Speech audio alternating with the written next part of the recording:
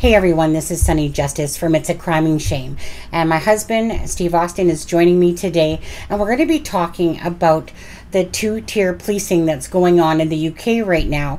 Now, it all started because of a case, and all these upriots have been happening within the UK in different areas because of the UK citizens being frustrated. Now, my husband is from the UK. He's from a place called Nuneaton. So, husband, when it comes to the UK and being frustrated and all these riots happening that you're seeing, what are your personal thoughts on what's going on? So, do you feel like the UK citizens have a right to be upset? Because it's not just about this case where Alex Ruda has taken the lives of 3 children with a knife attack and the attempt of 10 other lives on the July 29th. Now, this created an uprising because it's like basically people are sick and tired of what they deem as immigrants coming over to the country and creating violence. And it seems like they're second-tier policing or two-tier policing that is going on within these riots. And it's like, you know, like, well, the police are taking this side, and basically anyone that's protesting that's a UK citizen, it's almost like they're going after them instead of what the real issue is that's going on. Yep. With all the stabbings going on, and every time the stabbing happens, it's an immigrant, an immigrant, an immigrant, an immigrant.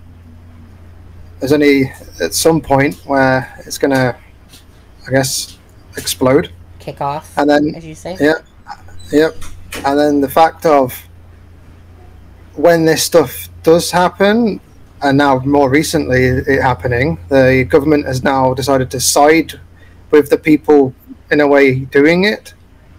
And you got the Prime Minister saying they'll do anything that they can to help protect the people doing it, instead of helping the people who are affected by it. And then the two-tier policing comes into the fact that you see the police saying to all the people rioting, or whatever the hell they're doing on the Muslim side, saying, don't worry, we're here to protect you. You'll have everything you can have, any resources, the horses, the buses, the vans, or whatever. In this case, though, Axel is from Rwanda. Like, he lives in Cardiff, but his parents are from Rwanda. They're not Muslim. But that's how... Oh, that's what I don't know. I mean, that part of it I don't really know. All I know is it's immigrants doing it. And maybe not, this one's not an immigrant himself doing this case, but it's just a build-up, I think. Correct. And that's just... And it's just because it's not English. If you're not English, you're classed as an immigrant. Right. And it's not English. You don't see white guys going around stabbing everybody. Look at all the crime photos. I think on Twitter, I think it was, there was like someone linked a page of all the recent knife crimes and whatever in England, or stabbings or whatever, and it's just everybody who's not English. Right. Yeah, they could have pick and choose the photos to show only the blacks or whatever, or Muslims or immigrants. They could pick and choose for sure, but you have to live there to understand the change of England. I mean, I haven't been there for 9 years now, something like that. But just me growing up, it was, you didn't see any immigrants anywhere. And then I think, I was probably too young to realise or understand it, but I think when Tony Blair was in power at the time, I think he just opened up all the gates then and just let everybody in. And then everyone was, because we was in low income housing ourselves, you have to be on a waiting list to get like the homes if you're in a low income, and all of the homes were given to them. They were getting all the benefits, they were getting the houses, they were their priority over the English people. And that was when I was a kid, and now it's just been going up and up and up. They have more rights, more, just everything. That's how it seems to be. Yeah. And now they're attacking, doing random stuff like this, and there's just more and more people coming. So you're just going to have more and more of this happening. More and more. And now the government has decided to side with them and not really offer support or say anything about the UK people, or the true UK people, as I call it, affected. And it's just, like the Prime Minister was saying, Prime Minister was saying that they can have all the resources to keep them safe, when yet it's the British people getting stabbed. Right. So like it's like this kind whole of piss event. off. Yeah, like I mean, this whole event of this particular event with Axel, right? It's a Taylor Swift theme event at this little dance studio place, and he's outside and goes in and just starts taking the lives of these innocent children, innocent people, right? Again, these 3 children that you can see before you lost their lives due to, Axel over here. Again, he's out of Rwanda. He's not Muslim. But it's not just about this issue. It's just like a tea kettle, right? Boiling over, And when you get to the freaking whistle part, it's because people are just fed up. They're fed up of immigrants coming over to the UK. I'm sure it's worse than what I know, because obviously I don't look at the UK news anymore because I don't live there. And the day-to-day news, I'm sure there's more people saying this immigrant stabbed this person, this immigrant stabbed this person. The news doesn't reach over here, so I'm sure there's more to it than what I'm seeing. But just my whole vibe of living there, it's they took over and continue to take over, and the government sides with them. Yeah, and we know it's not everyone. I mean, there's people that legitly come into the country, pay their... But they're not the ones doing it. Right, people exactly. who are legit coming over, they're fine. It's the 50 people on a boat who somehow manage to get across, and then they all disappear. Yeah. Onto the island, and they go on stabbing people. Yeah. And the same thing's happening in the, like I said, USA.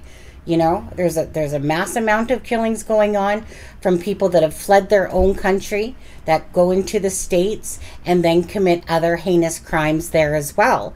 And then it's very upsetting and maddening when you find out that they're not even, say, a UK citizen or a US citizen. Now, that's not the case for here. Like I said, Axel is obviously out of Cardiff, and, his parents had come over from Rwanda. But again, like I was kind of saying there about, like the kettle boiling, and then when it finally hits to the whistle, and it's because it's not about this one incident. It's about, 2-tier policing in general. And also as well, just to say, if I remember correctly, I don't know if it's changed or not, but when the immigrants somehow manage to get to England, they can claim asylum, and now the government, by whatever random law, has to protect them and look after them now.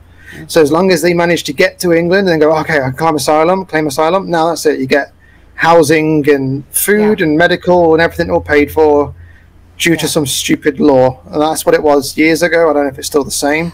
But there's a reason why they just keep coming to England and flooding it for some reason.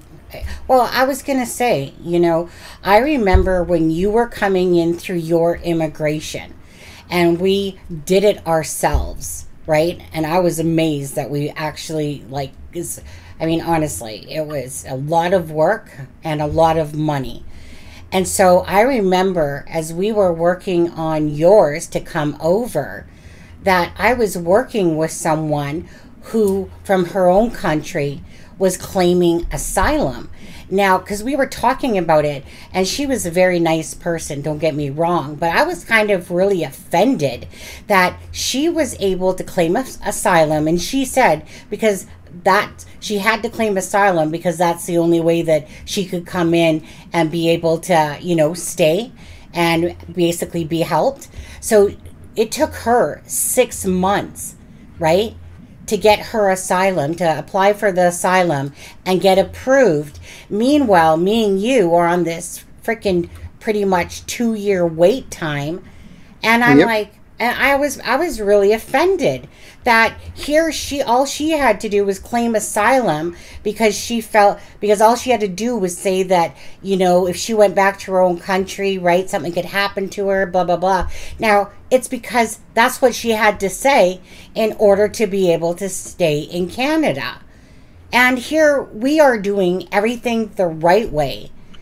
for you to, like I said, pay all the dues properly. When you go into somebody else's country, it's an expectation that you go there to become a law-abiding working citizen to help improve a country and not take away from it. And by these people that are coming in through the different borders, whether it's the USA, the United Kingdom, Canada, right? And like I said, all these illegal immigrants coming in.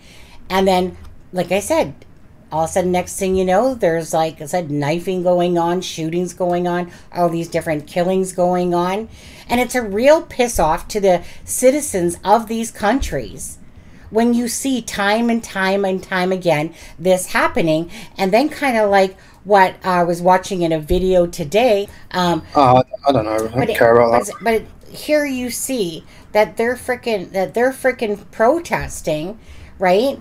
And they're left alone, right? Like, they're left alone. And then the police are going after all the UK citizens for protesting and being arrested. Like you were talking about, some 73-year-old lady? What was her crime? Cooking dinner? Being out on the street? I think she was just walking by. Right. I don't think she was part of it. And then the police just grabbed her and shoved up the wall and arrested her. Yeah. And yet, all these other people that are on the protesting side, for Islamic or whatever, they're sitting there freaking throwing eggs at the building and doing destruction. But the police weren't around them.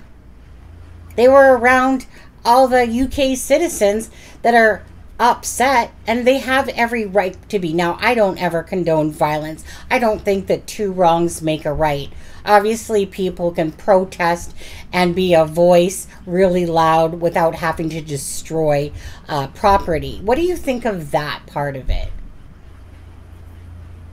Well, obviously you don't want to go around smashing stuff up, but it's out of frustration. Yeah. Because you got the government, as far as you see it, siding with the people going around stabbing little girls. Mm-hmm. So then, there's what can you do, really? I mean, I don't know why or how it started. Like the news story here is saying these girls got stabbed, and then the UK people started attacking a mosque. I mean, I don't believe anything what these people say anyway, but I don't know how it started. I don't know why a mosque got targeted, unless this Axel guy was a Muslim. Well, see, so that was the problem right there, is that all of a sudden this disinformation that, okay, so everyone was just, you could tell with this story, everyone was just waiting to see if this was a white person or a colored person. Oh, I know. And as soon as that name came up, I was like, there's going to be uproar. As soon as I seen that name. Everyone knew it, that there was going to be an uproar. And sure as shit, it's all kicked off. Exactly. And that, like, so like I said, this is kind of like where the kettle has hit the top in a sense, and it's gone into steaming, and people are freaking mad and they're upset, right? Because, again, and no offense, like to say the word colored, but another colored person that is in the United Kingdom, has taken the lives of these beautifully innocent children. And he's 17 years old. I don't even understand the reason of why. I don't even think anyone knows yet, perhaps, why Alex, did this. Or Axel, it could have been brainwashed if you're so young. Right, And they also, about getting too much into the weird conspiracy theory things, but apparently there's like sleeper cells, which are people who come over here and live here for a couple of years, or over there, and then go out and do this sort of thing. Their whole goal is to make sure they get like settled in so they can perform their act. So, well, that really wouldn't be so different from 911, to be honest with you. Is that they planned to be able to fly a plane and took courses, settled in, until the day came that, of 911. So, that stuff does happen. It's not like it does not happen, So it's just a vibe. You have to live there to understand it. Like when just from me growing up, and it's not nothing about being racist. Everyone on the street was white, and then as soon as the gates opened up, the coloured people started coming, and then everywhere at the town where I lived and the next town, crime started creeping up and up and up and up, and then people's windows started getting put through, and then you start seeing shops with just no windows all the time, and then you look at the crime and who's doing it. Like obviously some white people are doing it as well. Yeah. But the majority is all of these new people to the area, and that was me growing up. And it's just, I don't know. Now, it's just a thing where if you times that by however long now, it's just overruled. I was gonna say now, and I do want to make this clear, because at the end of the day, by no way do I consider myself racist whatsoever. Honestly, I think that there's good people and bad people in every single culture.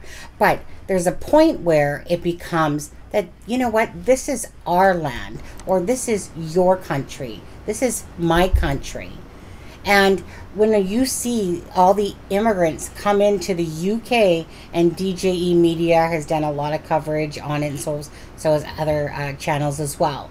And when you see them getting put up in all these freaking 4-class, whatever, 5 tiers, or whatever you want to call them, hotels, they're getting food, they're getting assistance, right? And you see this over and over again. I find that pretty darn offensive, to be honest with you. You know. Well, it's just like us growing up. We was on the waiting list for a new house, like a housing. For it was on a 2-bedroom, right? And we needed like a 3-bedroom house because of the brothers and blah blah blah blah. But we was on the waiting list for years and years and years, like over 10 years, and yet these come over within, I don't know, but as soon as they get off a boat, they go straight into a house. And then the government's like, "Oh, here's a car. Your rent is now paid for. You get groceries." And then yet we're sitting here going, oh, "What the hell?" Like, we live here. Why don't we get priority over a house if it opens up to be able to transfer? Because the 2-bedroom, obviously they claim back. We get the 3-bedroom, but because the 3, 4, and 5-bedroom houses were so much in demand because there's so many people coming, so many families coming, that the government was like, "Nope, their priority, not you." And yet we were born here, we live here. Surely we should get priority before they do. And you know, the thing is, honestly though, it's not their fault. It's not their fault. For the government, for your government over there, or if it's Canada or the US or whatever, it's their fault. I know. They're the ones. They're allowing it. If they wasn't allowing it, then why would they even come? Exactly. But I don't, in a way, I don't blame the legit people for trying to get into England as fast as they can if their country is so bad. I don't blame them for trying to better their lives. It's the ones which ruin it for everybody, of course, where it's just mostly, if you look at the boats, it's mostly men, and that's it. There's no families and kids and women on there. It's just mostly men. And why is it mostly men coming over? If you are trying to claim asylum, where's your wife and your 2 kids or something? It's just all men. You know what? Doesn't make any sense. You're absolutely actually right about that. You're right about that. Because lots of doesn't make sense. Lots of times when I was watching, DJ Media there, and, he's outside of those hotels, and it's all men almost coming out. And yeah, it was kind of like, well, where's your family? And then it's like, well, they're back home. Oh, but aren't they in danger? So you're here, but they're in danger over there. Yeah, so like everybody is selfish then? They're trying to come over, claim asylum so they're safe, but ditch the family back in wherever they are. And a lot of it's just pure bullshit. It's all bullshit. It's no different. And that's why the UK people have just snapped and they've had enough. Yeah, And I don't blame them for snapping at all. Yeah, so do you believe that 2-tier policing is definitely going on yourself? Oh yeah, for sure. Yeah. For sure. Well, I just think it's like I said, I'm not all about violence and stuff like that, and I get people are frustrated, but 2 rights still don't make a wrong when it comes to that. Like, meaning, what is going to happen if you burn a van, besides the fact that you burned a van.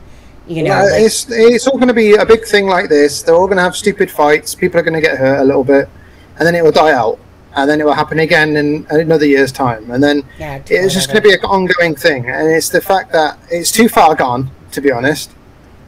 As far as I see it, I think it's just too far gone. There's just too many there now. The government is so far on their side as well. There's no like strict rules saying, let's just state the obvious. Look at the people getting stabbed and look at the people's names who are doing the stabbing. Right. Where are they originating? How's that word? Yeah. Originating from. It'll be wherever they're from, not England. You don't see someone on there called David Smith has gone into a school and stabbed a bunch of girls, and it's a white guy. Yeah. Like, it's not even about being racist. It's just stating facts, really. Yeah. Look at his name. Oh, look, it's an immigrant. He doesn't even live here. Right. But it's just killed or raped these women. Oh, look at the next one. Same. Right. Yeah. I mean, every country has their own crime, of course. You're going to have white kids stabbing people, but it's the amount, I guess. I don't know. It's the vibe. You have to live there to understand it. It really to me, it always boils down to this. Like I said, when you're coming into someone else's country, right? Again, it's supposed to be about that they're, properly checked, and that they become like I said, affluent citizens of the country, that they're there to, being a law-abiding citizen. I mean, look how hard it was for me and, say, my brother to get into Canada, just to get a legit permit, just to work. Honestly, how hard that was is insane. And yet we're sister countries. We shouldn't even have a permit. You're right. I know. It should be just linked to our passport. Yeah. That we just come across, scan the passport. Okay, your number is on your passport. You use that as your SIN number or whatever. So, what if, just to ask you though, what would be the solution then? Like, what do you feel might be the solution? Because obviously there's this outcry that they're saying, we want England back. We want our country back. Yeah. Yeah. So for sure. And it will be the whole, for my solution, is the entire government has to be removed and a new set, because they're all toxic. They're all little snakes. You can just see, and it's going to be more snakes if that did happen.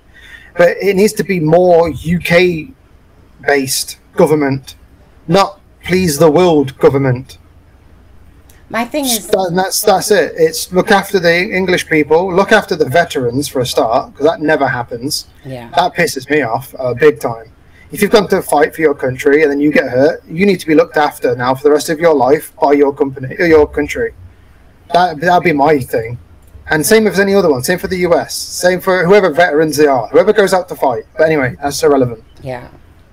I mean, it should be UK is a UK, and the UK's rules is you come in legit. If not, you're kicked out. If you somehow get across here on a boat and you go, oh, I can claim asylum, no, get the fuck out. Get back on your boat and you're gone. You know what? I was literally just about to say that, husband. I was like, that's the thing, right? If you come in on a boat and you're trying to claim asylum, you know what? Get back on that little freaking tugboat that you just came in on and go come in here the proper way, like everyone else that has to pay their fees and dues to become a citizen or a permanent resident of that country. Way more patrols on the English Channel as well, checking. Okay. Well, so anyways, any last words? So again, this is just wanted to have my husband on, tell me how he feels about it. Obviously, I understand, again, if people want to put a racist card on something that's not there, this isn't about this. This is about the fact of how do you stop all these different attacks happening when a lot of these people are illegal immigrants that have come over to the country and committed crimes against children, against adults, and where is the solution to stop that? And bottom line is, I'm sorry, but as much as a deep caring human being I am, I'm all about everything being like fair. And how is it fair for all the UK citizens and all the people that came in legally you know, that are just trying to better their lives and stuff like that, to all these immigrants that are coming over freely, having housing for them, all these things. No, get your ass back on that boat or plane and get back out of there until you want to come in the right way, like everyone else, you know, to be screened properly, to be checked, to make sure that you don't have this history of any violence in your background from your own country or whatever they need to do.